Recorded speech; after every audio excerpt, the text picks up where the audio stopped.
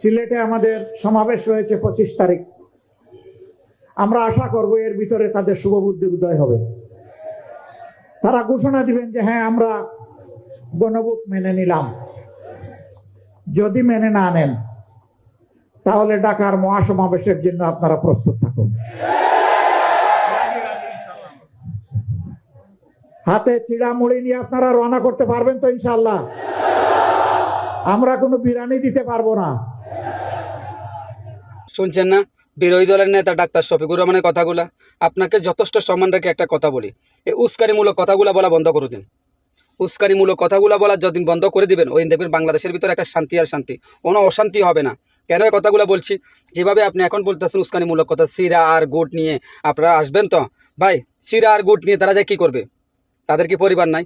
ওইখানে একটা হট্টগোল সৃষ্টি করবেন, সমাবেশ করবেন, তখন ওইখানে 1 দিন 2 দিন 3 দিন পরে অবশ্যই এখানে পয়সানো লোক নামবে, সরকারের পক্ষ থেকে লোক নামানো হবে, তখন একটা হাট্টাহাট্টি লাঠি চাষ এটা হেঁটে হবে, অনেক মানুষ আহত হবে। এগুলো দায়ভার কি আপনি নেবেন?